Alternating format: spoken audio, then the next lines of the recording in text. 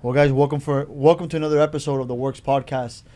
It's a great pleasure of mine to introduce the next guest here. This is somebody that has definitely put the city of Hialeah on the map. I thought I was a big you could say, cheerleader for the city of Hialeah, but this guy right here, man, put it on the map. And I ran into his Instagram, him representing the city of Hialeah, saying that it's the best city on earth, which I am completely 100% in agreement with him. Ran into him at a conference. The Vault at Patrick Bet-David. At the Vault, the Patrick Bet-David conference, and we definitely hit it off. Guys, I want to introduce Marc Anthony Salvat.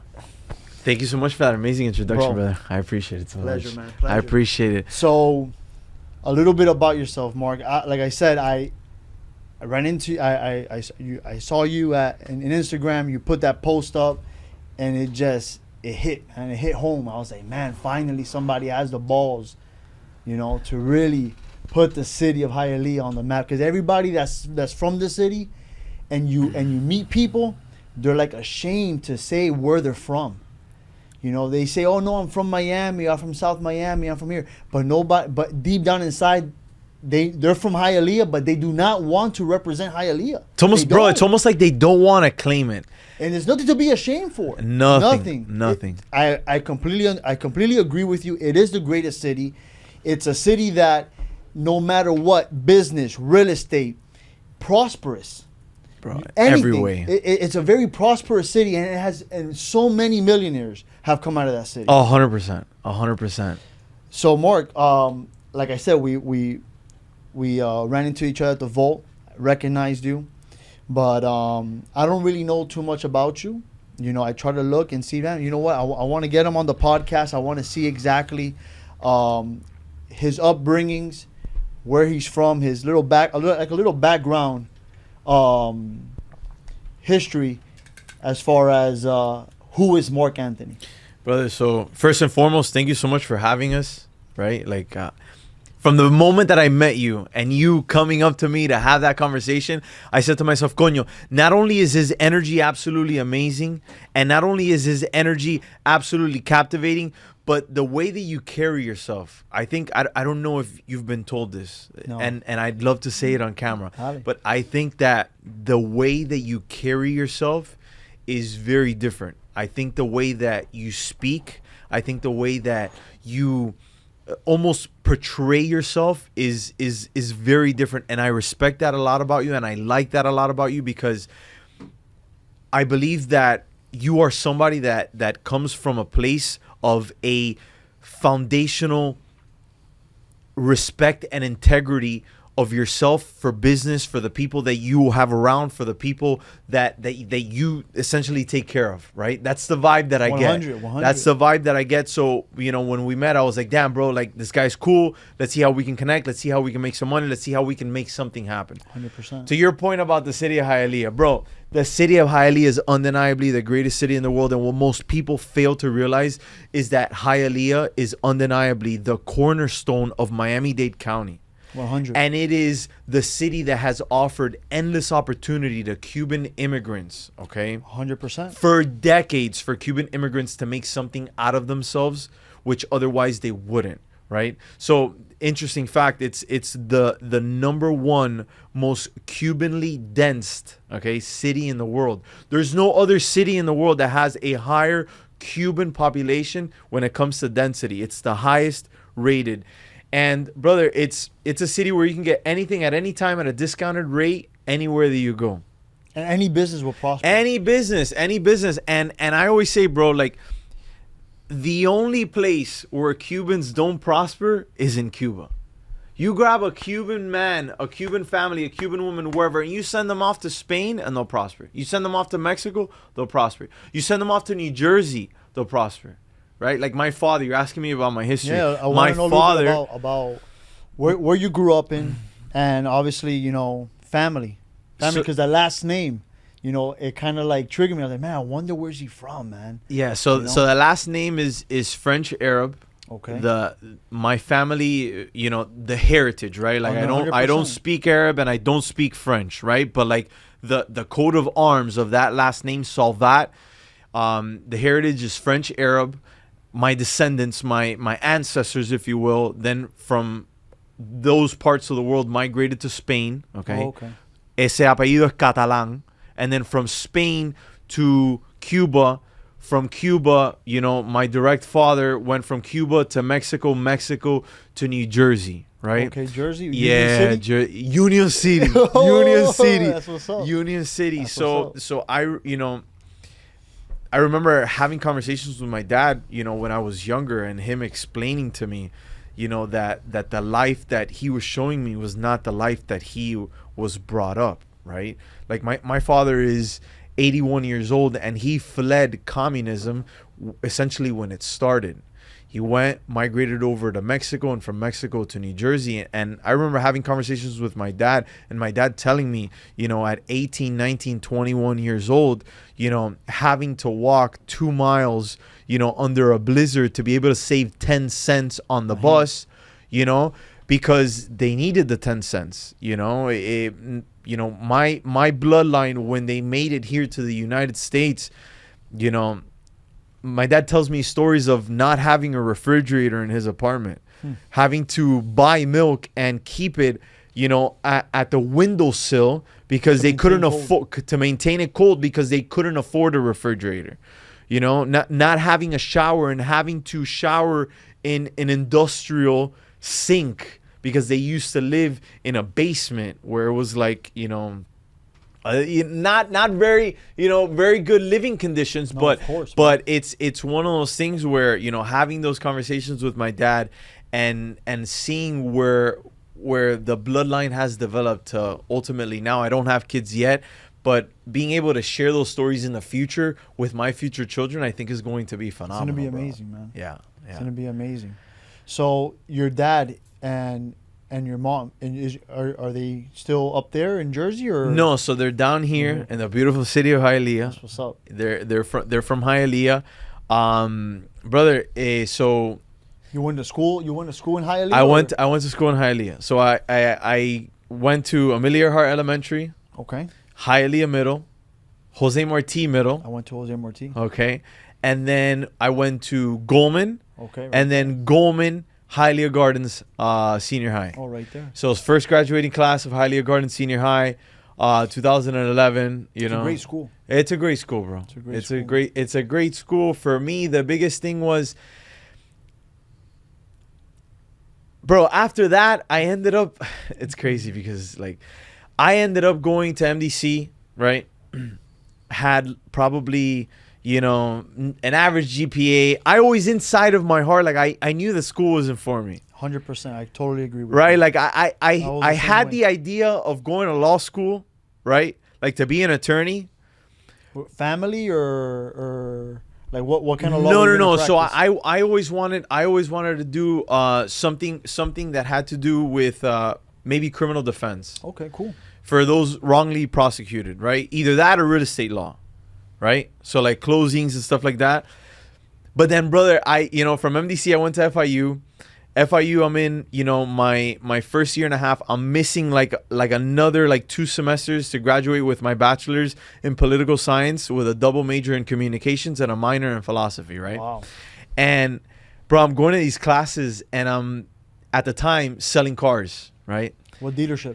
Bro, Ocean Cadillac in Bay Harbor. When it was in Bay Harbor, now it's in a completely different Yeah. location, right? Like that was the foundational pillar of my professional sales career. I've been in sales since I was 15 years old, but that really took my sales skills to the next level because that at the time was a predominantly Jewish community where when you were selling something, you had to be absolutely sure of what you were selling and you couldn't really bullshit because you had an educated clientele that was going to be able to instantaneously call out the bullshit instantaneous. So that really was the start of my professional sales career, of treating myself and holding myself to a higher standard, and understanding that all sales is being able to truly solve a problem and an issue for someone in exchange for value, right? 100. Most people that get into sales, they get into sales because they're looking to rip somebody's head off, right? But the faster you understand that you're looking to solve an issue for a client, not only are you able to build better rapport, not only are you better able to solve your client's issues, but in being able to solve your client's issues better, you're also able to make more money, 100%. Right? Which is something that is super under talked about. I think that a lot of sales today, if you're not well versed in sales, it's like, okay, how can I sell this as expensive as possible to make the most amount of money? Yeah, but that's totally a short-term thinking, short-term. Short-term thinking. And it doesn't go nowhere. Who got you into the car dealership? What made you say, you know what, let me get into the... Bro, so at the time, this is a super interesting story. So I used to be a fragrance specialist for Tom Ford. Okay, cool. Okay. So I have like that luxury background for Chanel and Tom Ford. My line always used to be like, hey, in a world full of terrible smells, $300 is a very small price to pay to smell like an absolute king, right? and it's the truth. So many foul smells in the world, with $300, you'll smell like a king for a pretty good time. So for the day, right? A couple of sprays and that's it. But the way that it transitioned is, brother, I was fired, bro. I was fired. And the reason why I was fired was because I was selling fragrances for them, right? At these huge anchor stores, but I was also purchasing wholesale fragrances from a distributor and selling them out on the street. Hustling, bro. Hustling, bro.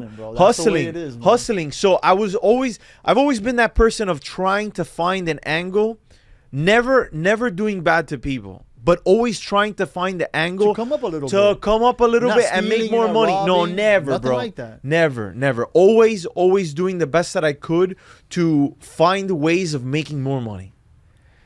Any in the dealership, did you meet any mentors there? Oh my God. So bro, I'll never forget it. Who was your mentor? Because at 19, right? At what age? So I started selling cars at the age of 21. 21. At 21. Any mentors? Anybody there that you? Bro, I had a Jewish mentor teach me one of the most profound lessons, and I tell Jacob this all the time. He taught me one of the most profound lessons that till this day I still carry it out. So a word that you'll never hear me say is the word try. Okay. I remember being 21 years old and I'd be walking right on the dealership next to this man. And I would say, oh, we're going to try to do this, or we're going to try to do. He would stop me dead in my tracks. He would turn to me. He would force me to turn towards him. He would look me dead in the eye and he would say, Marc Anthony, trying is for amateurs. Professionals get it done. And you are a professional. So I removed that word completely from my vocabulary. And Sam, the interesting part is when I removed that word from my vocabulary, everything immediately became possible. It doesn't mean that it happened overnight. It doesn't mean that it happened instantaneously, but it gave me a sense of satisfaction and assurance and confidence in myself that everything is possible, because there is no middle ground. You're either going to do it or you're not. So don't use the word try, because in using the word try is a soft cop-out for saying, fuck it, it didn't happen. But exactly. I tried. Exactly. No, bro. You either do it or you don't. That's it. So that's a mindset. It's a different mindset. Bro, it's a different mindset. And I'm extremely grateful for the mentors that I've had in my life that have helped me. Are you still in communication with them? This is a very big lesson that I've learned. That's a little bit private, but I'll share it, okay? 2020, okay? I was 26 years old when everything in COVID happened. And I had a very profound lesson come to me by God, okay? At the time, I used to live by the beach, right? North Beach. And in front of my apartment, I had the bay. And one day I sat by the bay trying to contemplate some certain things about life and things that were happening around me. And it's almost like I had God come to me and tell me, hey, biggest lesson till today, this is the biggest lesson I've ever learned. Never follow man, because man is flawed. Instead, follow God. Because if you follow man, man always has their own agenda. And man, because he is flawed, he will always steer you in the wrong direction. Now, that doesn't mean that you can't acquire necessary knowledge from other men. Absolutely. Because the more knowledge you can acquire from other men and implement it into your life to acquire the necessary results, the better off you'll be. But what I mean by not following man is don't devote yourself so much to man that you idolize him and put him on a pedestal. So I've been extremely, extremely selective with who I give my energy off to and who I claim to be a mentor. At this stage in my life, I have more business partners than I have mentors. I don't really have mentors per se. The biggest mentor in my life is Jesus Christ, bro. No, I understand that. 100%. In the sense of, like, obviously we don't know it all. So Yeah. we seek certain people to guide us either in business. Obviously, if certain situation, well, you know, I don't know if you said your dad is 80. Yeah. 80, is he still alive? Yes, yes. Okay, good. Thank God. Thank God. So yeah, bro, yeah. And so, you know, we always tend to lean towards our family sometimes. Mm-hmm. But, you know, they may not have all the answers. They may not have the they cannot guide us into a certain direction because they don't have that experience. That's why that's why I wanted to talk to you as far as who were your mentors and make sure that, you know, obviously, because I'm a big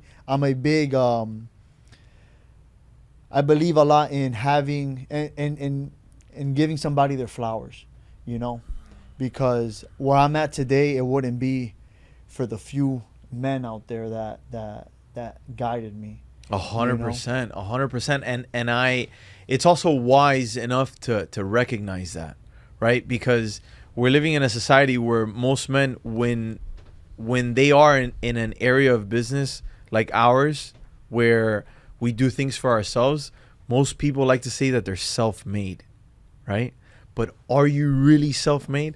I always say It takes a team. It takes a team. I always say I'm God-made and self-made. It's a combination of both, right? You want to be able to bring both together, because it's also having those relationships that pour into you, right? Whether it's somebody older or somebody that's more successful, because to your point, right, we do look to family, but sometimes we can't really take their advice if they don't have the results that you seek. Right? It's like you would never take tax advice from a roofer, right? Like, how could you take tax advice from somebody that doesn't do taxes, right? Like why would you take advice from somebody that doesn't have the results that you seek?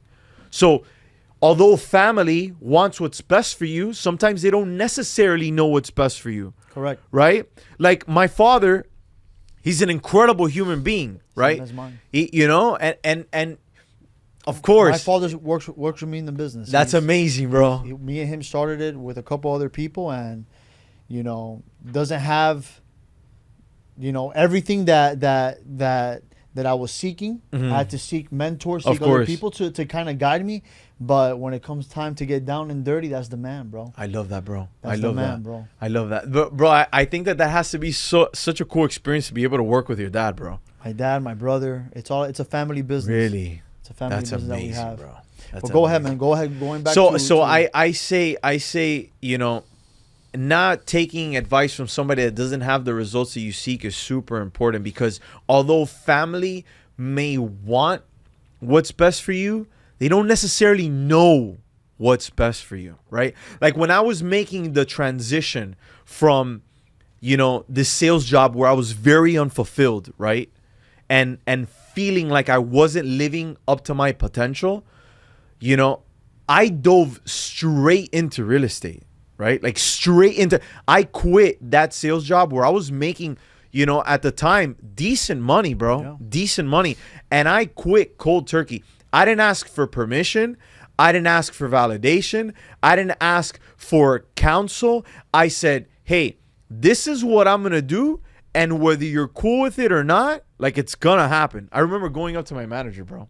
And that person. How long did you work at the dealership for? Bro, so I was in. Because our story is exactly similar. Very, for real? Very similar. How long did you work at the dealership? So from 21 to 25. Okay. From 21 to 25, 4 years. I was selling cars. At 25, I felt very unfulfilled. Okay, I was sitting across the desk from somebody that was looking to slice their head off. Back to the point of when you're in sales, you want to sell something as expensive as possible to make the most amount of money. It didn't sit right with me. Right? It didn't sit right with me. Here, bro. So I said to myself, what can I do to properly impose my carefully acquired skills to be able to create win-win solutions and win-win scenarios For everybody. all parties involved? Yep. So I said, you know what? I'm going to look into real estate. So Everybody wins. I looked into real estate. At 25 years old. I gifted myself for my birthday, right? For my birthday, I gifted myself the course for Gold Coast. I went up to my sales manager at the dealership. I said, hey, look, I appreciate the opportunity here. You know, you've been great. I've been great. You know that I've been great. I'm not asking you for permission. I'm telling you that I'm taking 2 weeks off to study for the exam, and I'm going to get my real estate license. And he looked at you. He looked at me, brother. He looked at me like, all right, good for you, but I needed to also have a conversation with the general sales manager. And when I had the conversation with the general sales manager, to him, I was a dollar amount because I was selling cars over sticker. You know, I was grossing high on cars. It hurt him. So he was like, "Oh, you're crazy. Like, who do you think you are?" And I was like, "Right now, your reaction is proving everything that I think in my mind and more of a reason as to why I need to take this step." 100%. So I went, took the step, took the course, took the exam, passed the exam on my first try, and then from 25 to 26 made fucking zero, bro. Same story. Really? I was telling Jacob the same thing. I started in the car industry at 17 years old in high school. Wow. I had OJT. Okay. On the job training, bro. Okay. So I was when I graduated high school, I was already making 30 grand a year. Savage. So everybody was going to go to school, and I told myself, dude, I'm not going to go to school. Okay. But my ex-wife at the time, she graduated from FIU as a teacher. She said, you should go to school. So I started going to Broward because we already bought a house. We didn't have a wedding. Ended up buying a house there in Miramar. And worked in the car dealership for 12 years, bro. From 17 till 11 years to be exact. No, mentira, more than that, because I worked at South Motors, and then I ended up working BMW or Honda? BMW, bro. BMW. I love it. BMW, bro. So I 11 years here at the one here on Sheridan, Lauderdale BMW. You worked at that one dealership for 11 years, in South Motors for about a year. Okay. About a year, something like that. So people knew you there. 100%, but it was the same exact way. What changed me was obviously you I don't know what it is about the car dealership. It's a great experience, but at the same time, there's a lot of like negativity. Bro, it's soul draining. You know, it's like this, like, I don't know, man. It's heavy, bro. It's heavy, bro. It's heavy. It's you have sticky. You want to come in there positive, but once you come into work, after a while, you start off being positive, but after a while, it's just like everybody's just so like they hate it. Bro, they hate it. But you know why they hate it? No. Because they can't escape it, bro. 100%. They can't escape it, bro. That's what I was told. I told once you enter the car dealership and you start making good money, it's very hard for you to just pick up and quit like that. Extremely difficult. I was making over. I was making over. Let's see who's there, bro. I was making over 6 figures. Family, responsibilities up the yin yang. Had a lot of responsibilities, but just like that, I was talking to my fiance. I said, you know what? I think I'm done. But what triggered it was my mom had fallen sick. And that definitely changed something in me. I say, we try to strive for so many things, you know, and life is so short. It's gone in a split of a second. In a split of a second, your life could change forever. And I told myself, if I'm already working here and I'm not fulfilling what I truly want to do, what's the whole purpose of living then, bro? Just like that, saved enough money, quit cold turkey, bro. Nothing to do, bro. Had enough money saved up for a year, and like that, and then left. No sale, no nothing for like maybe 6-7 months. Landed my first contract to a friend of mine. His wife was a property manager, and from there, Really? rolling. Took us about 3 to 5 years for me to actually start making the amount of money I was making when I was at the dealership. And so era living off of the But savings. let me tell you this. Doesn't it feel It's amazing, bro. so much more fulfilling to be doing it for yourself and on 100%. your own time and with your own desires without having anybody tell you how to do it? 100%. But what's more fulfilling is this, man. It's knowing the fact, because it's not easy. It's not. People think that, It's not. it's not easy. It's not. There's times that you break down and you start praying, you start talking to God. It brings you entrepreneurship definitely brings you more closer to God, bro. And it humbles you, bro. Oh, in a second it does. Any little thing could just bring you straight down, like Jesus. Anyways, the most fulfilling thing is knowing that you are so capable of achieving everything that you put your mind to it. Oh, bro, I love that, bro. You know, I was telling Jacob that I was telling Jacob, all the goals that I have written down, I have achieved. Every single goal. Every single Powerful, goal. bro. Maybe not at the time that I wanted to, but eventually it's a check mark. I'm not sure if the same thing has happened to you, if you have the same experience. Bro, or not. I always to your point on timing, I always say that God's timing is perfect. Not a second early, not a second late, rather right on time every single time without exception. Bro, that is powerful. The fact that that is where you find your fulfillment is incredible, bro. It's incredible because it's a testament to really understanding that we were created in the image of God. And because we were created in the image of God as creators, we have the ability to create our own realities, bro. You have to sometimes step back and realize, you know, at least in my situation, I have kids. So I had to, instead of making the extra 100 grand, let me hire some staff. Let me give other people opportunities to grow within the company, and let me spend some more time on my kids.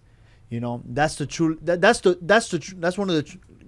You could say a blessing of being your own boss, having your own business, is the time that you have to spend time with your family. Once you obviously get it there, Of course, to where it's at. But the first couple of years, it's like put your head down and grind your fucking balls on a 100%. cheese grater. To your point of discipline, right? Like you seem very poised and very disciplined. Is that something that is instinctual in you, or is that something that you developed over time? Man, you know, I think we're our biggest critics. For sure. We tend to I'm trying to see how I could say this. We're very hard on ourselves to put it in. But you know that's how high achievers are, right? Yeah, man. And the thing is that there's always room for improvement in me. You know, I'm pretty sure in yourself as well. In all of us. You know, I'm very disciplined, but it took me some time. Am I the best? No, bro. I slack. I'm not gonna lie, man. Everybody has their days off. Mm-hmm. It's very hard to be 100% all the time. Yeah, bro. Mark, if you tell me you're 100% No. all the time, I'm not 100% You know, all the time. Pero for sure, it's one of those things where you gotta catch yourself when you're slipping. You gotta catch yourself. You have to have that inner talk. If it's at the gym, if it's in the shower, if it's on the drive to wherever especially you're going. when you don't answer to anyone but God, bro. 100%. Because when you're the owner of the company, what most people fail to realize is that you don't have nobody to turn to, bro. Everything It's falls you on and God. It's like, okay, this crazy decision needs to be made. How are we going to make this decision to scale the business forward? 100%. You know, so it is about catching yourself when you're slipping. It's also about being graceful, bro. Because I believe that the grind has been over glamorized.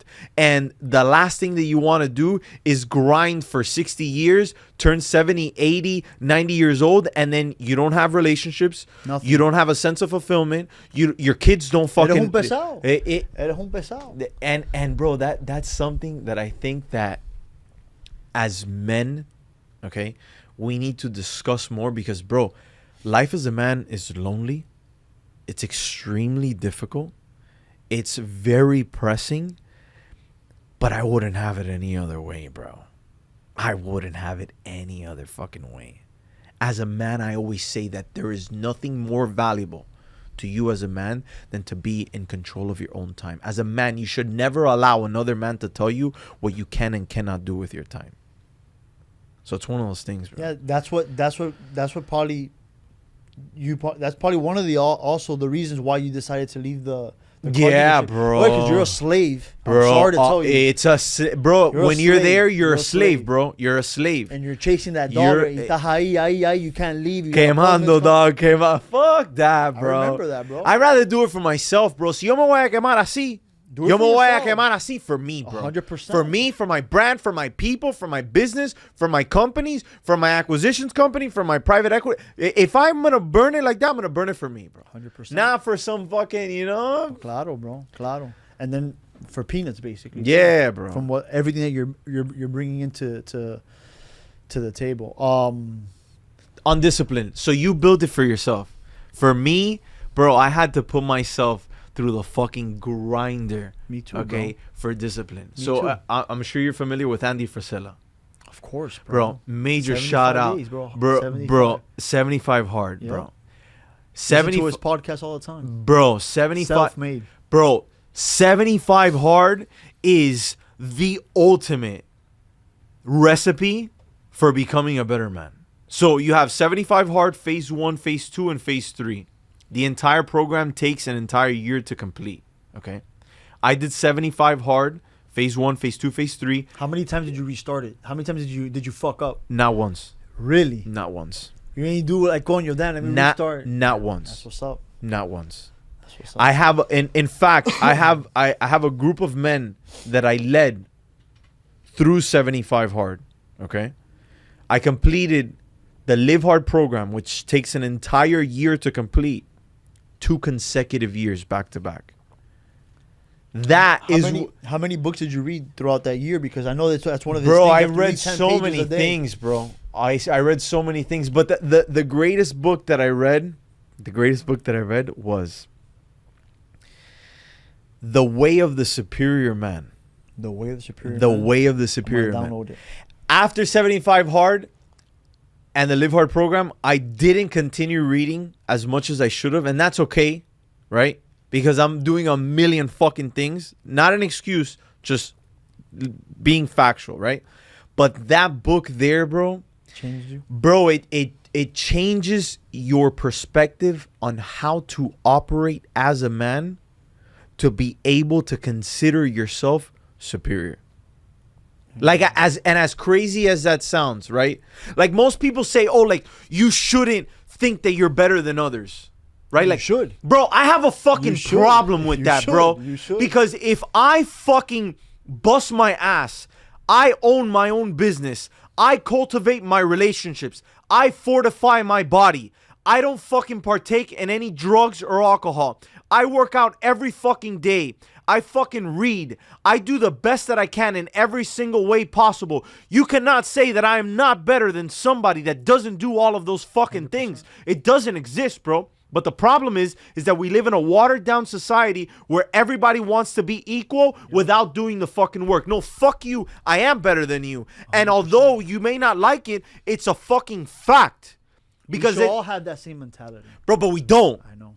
But we don't because we live in a watered down society where you're supposed to think that you are equal to Jimmy, although Jimmy fucking wakes up at 3:00 in the afternoon, smokes pot, and works out 0 days a week, and all he does is fucking watch porn and play video games. Yep. You're gonna tell me that you're not better than that guy? 100%. That I'm not better than that guy? That fucking Jacob is not better? Bro, fuck Jimmy, dude. Fuck Jimmy. You know? Getting back to there was something that you said, man, and I've caught myself. I'm not sure if this has happened to you, but sometimes when we're in business and we're chasing that dollar, in the very beginning you're like so aligned with God. But then all of a sudden the business starts to take over and you start to chase that dollar and you slowly start to forget about him. But you can't, bro. You slowly start to not give thanks in the morning right before you go to bed. Have you ever been in that situation? Because I've caught myself plenty of times like that. Bro, I'm not perfect. Nobody's perfect. I'm not perfect. But people tend to think that, you know, no, yeah, I never slip up, I never fuck up. No, bro, it's okay to admit it. It's okay to admit it. That saying, damn, you know what? I fucked up. I slipped up. I've lost my alliance with him. And when you lose your alliance with him, that's when shit starts going bad. Bro, so I would say this. Then all of a sudden, you catch yourself and you're forgiving. You're asking for forgiveness. You please, you know, to come again and help you guide the way and do it. When I've been in that situation, I feel like a fucking bitch, bro. I'm like, damn, why did I fucking, you know, lose it with him? I should have been always him first. Why did I go chase this? Why did I lose, you know, my focus and what was supposed to be the right way?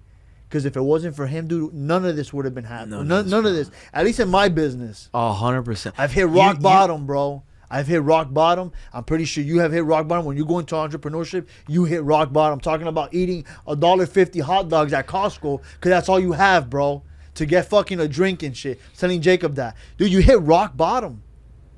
A lot of people don't want to talk about that because they want to see, oh, damn, you know, he has this company and everything's perfect. Everything's perfect. Bullshit, bro. Far from it. Far from it. Far from it. Far from it.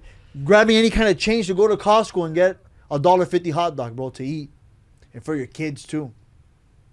You know what I'm saying? Bro, Dale, go ahead, doggy. Bro, so you said something that was very interesting. You said come back. As to God to come back.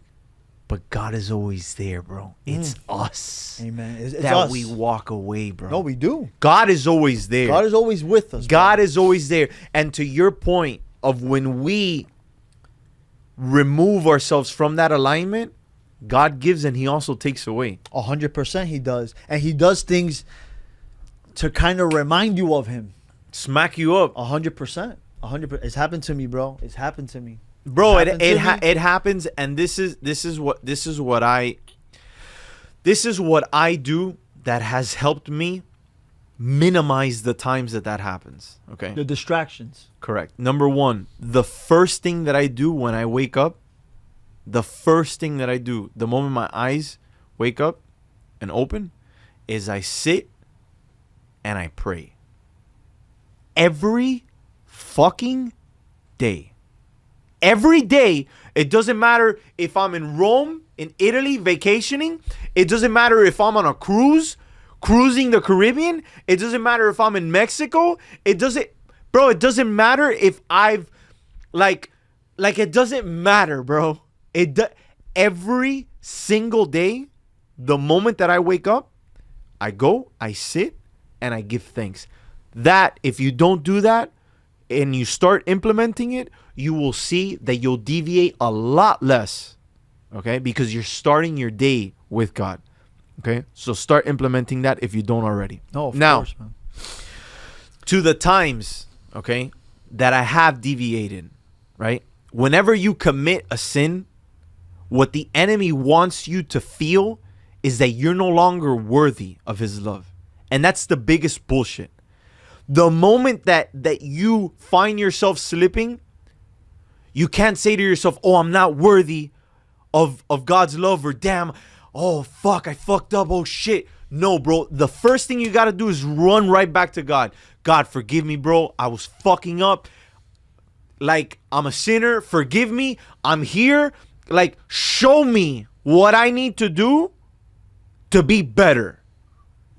That's always my prayer. Show me what I need to do to be better. To guide you in the right way. Bro, we're living in a spiritual battle right now, bro. Big time. All over the world. All over the in world. a spiritual battle where the devil is being glamorized. It's being shown in music videos. It's being shown in music. It's being shown in TV. It's being shown in perversion of everything, bro. Social media, bro. It's in our face. It's all the time. so bad. So I think that as followers of Christ, we have a fiduciary responsibility to Christ, okay, to bring his message to the world.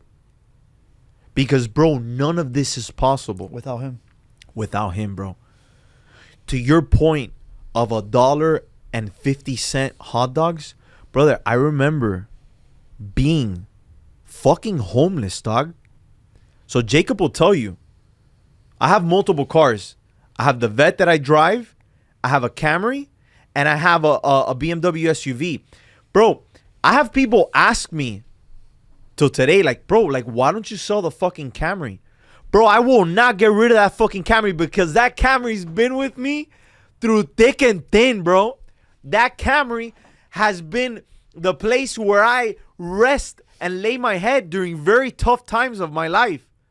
I remember having to dig into the fucking cup holder of that Camry to pull out a fucking $1.99 to get a fucking chicken sandwich at Wendy's and tell the fucking the person taking my order at the drive-thru, hey, can you put extra lettuce and tomatoes and onions in there so that I can get filled up? And by the way, I don't want anything to drink. Give me a cup of water.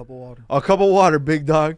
A cup of tap water. No, of course, bro. Of course. You know, pero I think to your point, and to my reason of bringing that up, right?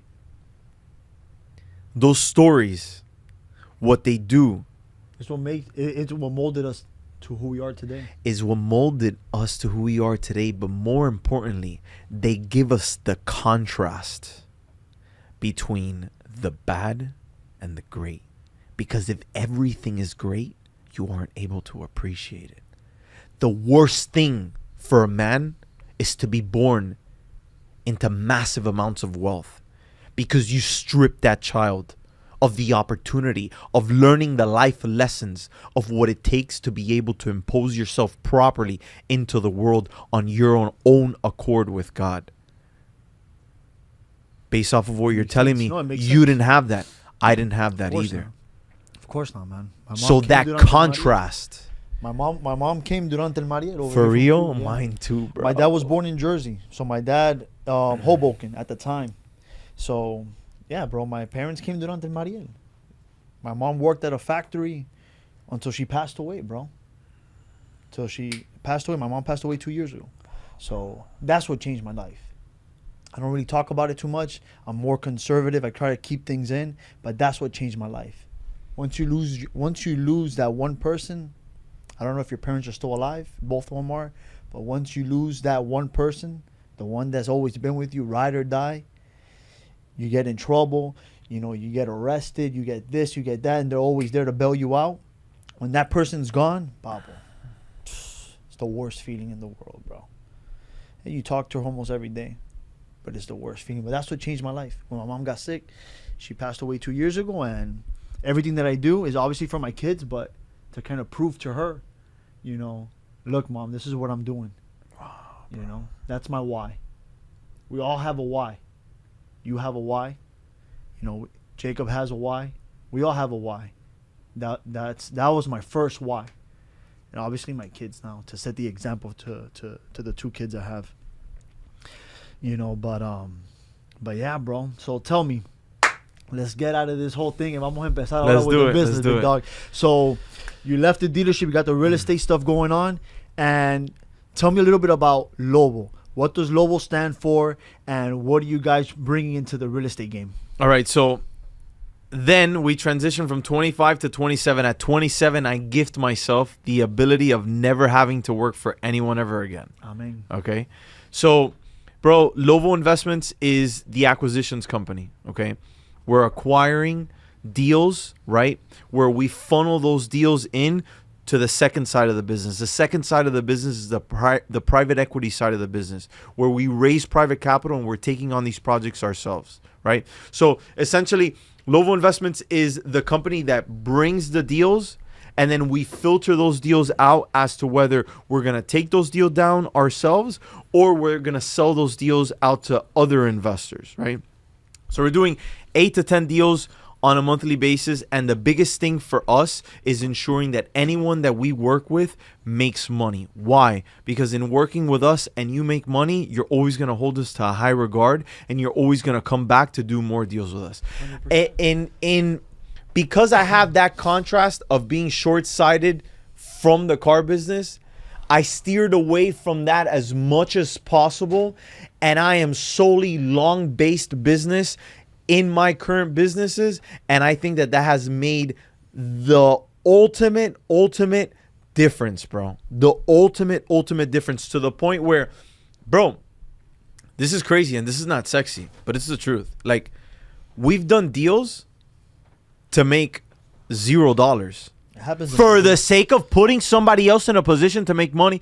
We've done deals that we make $150,000, but there's deals that we've made $0 on. I know, but even those deals like that, you help those people out, and they somehow think that it's impossible, that you probably even helped them out.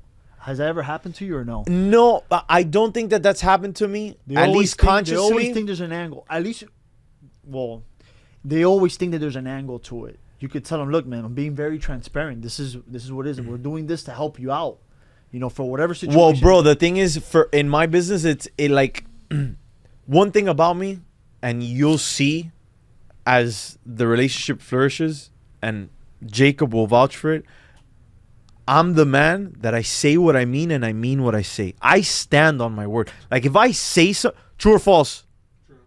If I say something, it's that, bro.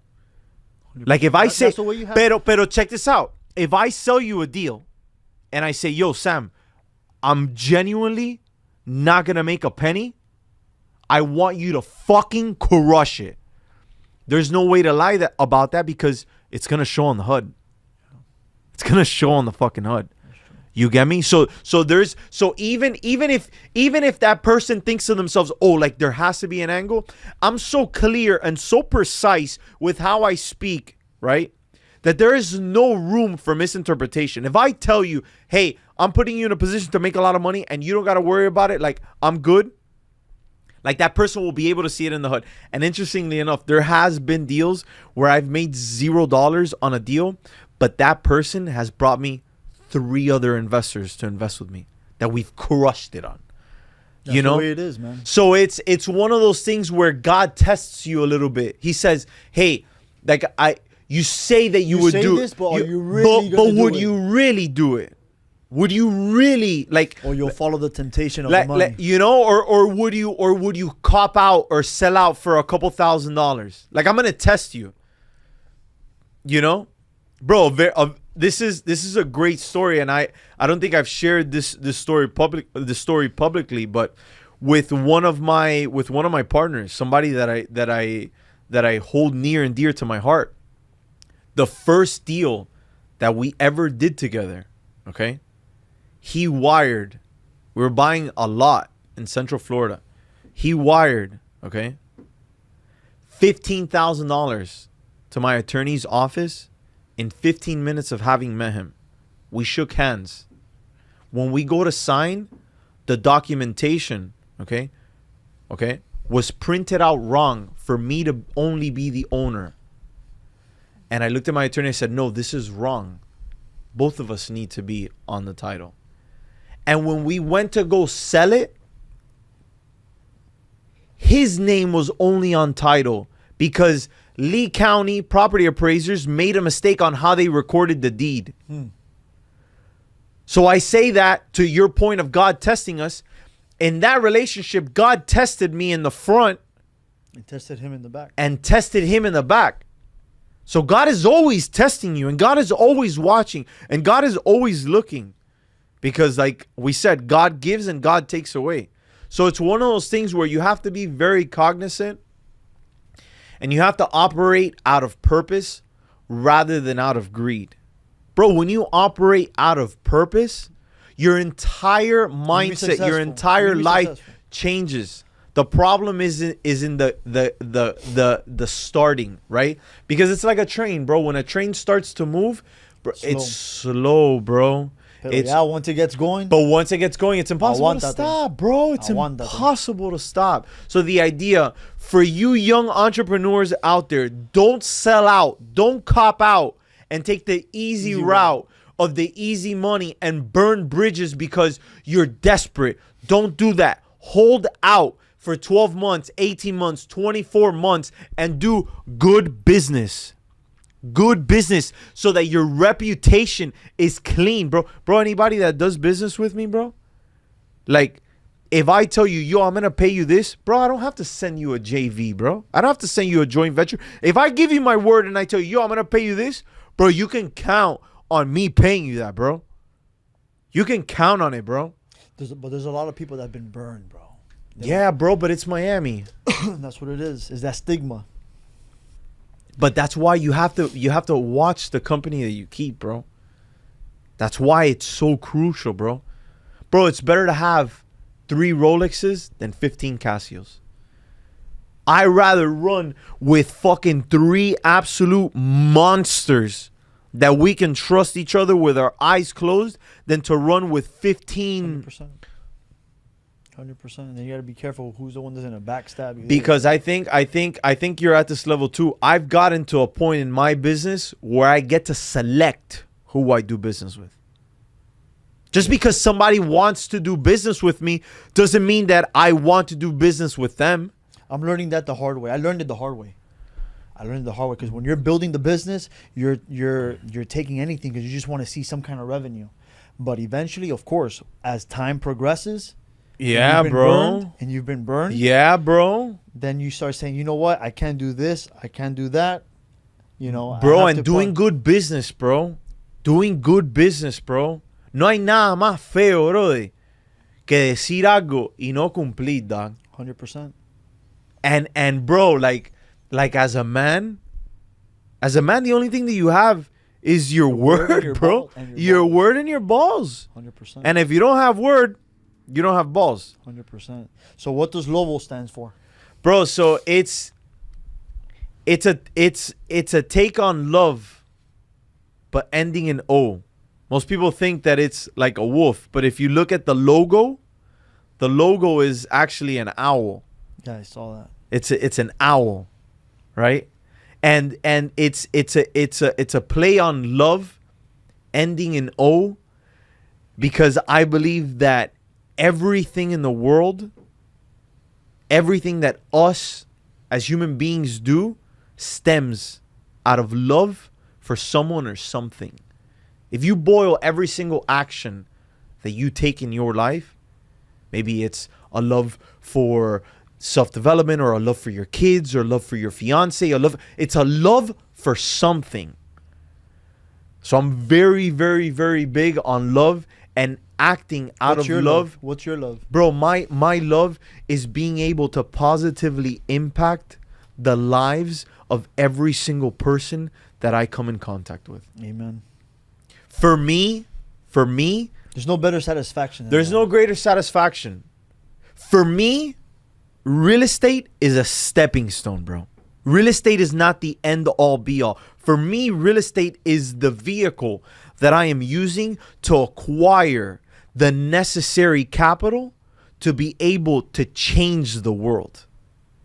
Like I'm not a real estate investor that is the end all be all and that's what I want. No, bro. That's just the vehicle right now. That's the vehicle that I'm using to be able to change the way that humanity operates, right? Like it's one of those things where I've been assigned a mission by God and I am going to carry that mission out when the time is right. I wanted to ask you something. This whole 2050 Hialeah 2050 vision that if you could tap into that and talk a little bit about that. So Hialeah 2050 is the new infrastructure master plan for the city of Hialeah. It's in 3 stages, okay, where the city, okay, is using a lot of the allocated funds to rebuild the infrastructure of the city, okay? What we see today in Hialeah is not what is going to be in 20, 25 years. I heard that they're going to be doing that whole Westland Mall. The development. The development Westland Mall. That's going to bring, bro. That's going to be huge. That alone right there. And what they did close to Amelia, I haven't been by there. Okay. But they did somewhat like a city place kind of thing. Yeah. Some developer. I forgot the name of the guy. Bro, it's so many But things that they're so doing in Hialeah, bro. So when I say that Hialeah is the greatest city in the world, I don't just say that to say it. I say it because I'm forward looking. So while you're looking at Hialeah in 2024, I'm looking at Hialeah in 2050. I'm looking at Hialeah in 2040. I'm looking at what Hialeah is going to be in the next couple of decades. And if you look at the square mileage of Hialeah, Hialeah is huge. It is huge. Hialeah is huge, and most people don't realize that. Well, I live in the incorporated because I'm more towards like the PSN area, Miami Gardens, close to I-75. Yeah. It's Hialeah. Yeah.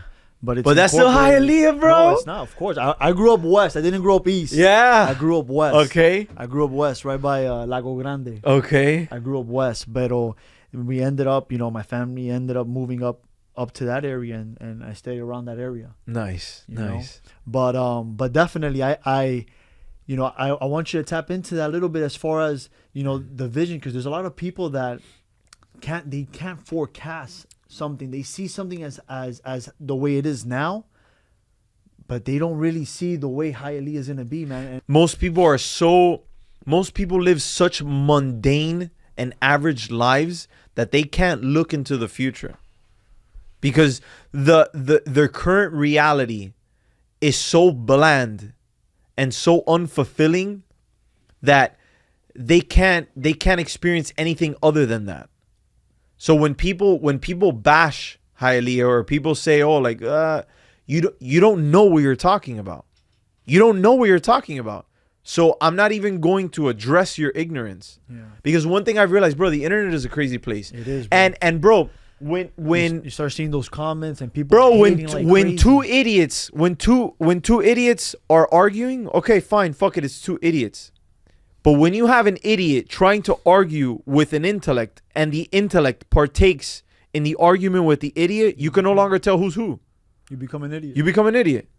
So for those people that say this, that, you don't know what you're talking about. And that's okay. I'm not even going to address your ignorance. I'm going to allow you to stay in your ignorance and watch me succeed. Because at the end of the day, you couldn't hold back. You couldn't help but comment on my post. Because I'm intoxicating you with my presence. Yeah, man, it's crazy how people just hate, man. But it is what it is, bro. I mean, bro, if they're not hating, then you're not doing something right. And you're going to see, because now you're ramping up and you're going to see, bro. The internet, you cannot allow for it to get the best of you. Because while you're looking at these comments of these absolute scumbags, you're holding yourself hostage in your mind to someone that doesn't deserve your attention, because you are the person that you are, right? And it's happened to me before, where I am the person that I am, and I think to myself, maybe the person that's commenting is the way that I am, because it's my reality. But 100 times out of 100 times, they're not. They're not, because winners aren't spending time in the comment section of a stranger's post. They're not even paying attention. Bro, they're not, bro. Moving, bro. They're not. So here I am engaging with un sapingo that's living in his mom's basement, eating Cheetos and working at a fucking who the fuck knows what, bro. Yeah, or maybe not even working. They're just trying to get attention, bro. Bro, I've realized that with bitter people like that, the reason why they're bitter is because they had expectations of life that were unmet, and therefore they lash out to people that are living the reality and the life that they set out for themselves. So for those of you that comment on my post, thank you. We appreciate you paying us with your attention, and please continue to comment, because it helps boost the algorithm. 100%. Oh yeah, Marc. So I'm gonna share something. I'm gonna cast a vision that I think, maybe this is not in your path, but this is something that I want to just throw out there, bro. Tell me. All right. Maybe you've thought about this, maybe not. You know, but I have a feeling, maybe not, maybe within the near future, 10, 15 years from now, you represent Hialeah so much, bro. I think that you should definitely run for mayor or do something in the city of Hialeah, bro. And I definitely will have your back, bro. Yeah. 100%, man. I definitely will have your back, bro. I'm not sure if that's something that you've thought about, pero coño, you know, I'm thinking, getting ready for this interview, and I'm like, man, this is the guy, bro. You tell yourself you're the king, bro, and dude, you put it on the map. You've spoken what other people maybe have said behind closed doors. Maybe people are ashamed of. They don't want to say in front of the camera, right? Because, you know, the stigmatism that Hialeah has. But, bro, at the end of the day, it is the motherfucking greatest city in the world, bro.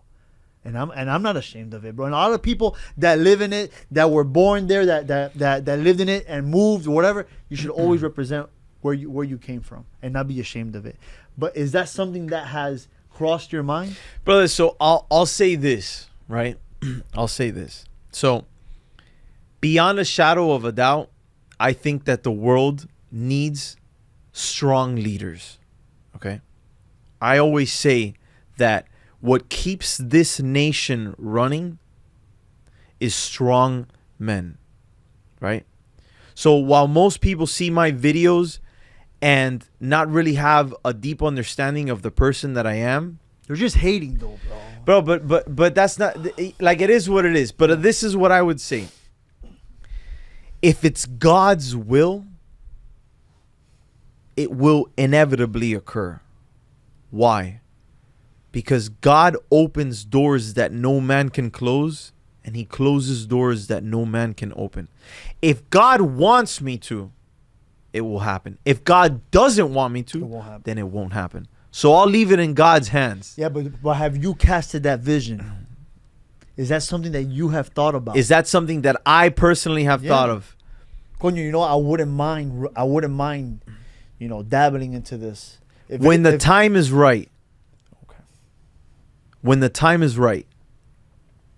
God's timing is always perfect. When the time is right, if it's God's will, then it shall occur. Because I represent the city of Hialeah. I represent the city of Hialeah, being born there, living there, prospering there, growing there, contributing back there, and positively impacting the city from the perspective of bringing a new light. Why? Our strategy with that is to bring the most amount of attention to the beautiful city of Hialeah, because with attention comes opportunities, and with opportunities comes more revenue. Yep. What I will not be is a career politician. Yeah. That's what I will not be. Why? Because I will make something out of myself outside of that, acquire the necessary skills, and then bring those skills to that if the time is right. Look at Trump, bro. I know that's exactly who. Look at Trump. You were describing that, and that's who I was. Look at Trump, bro. Trump is not a career politician.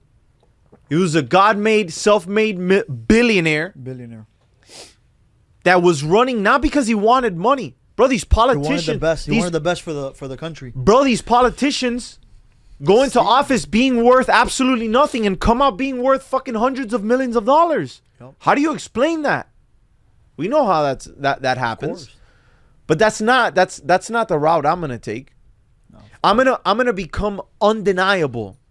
And when I become undeniable, if it's God's will, then it shall occur. Amen to that, bro.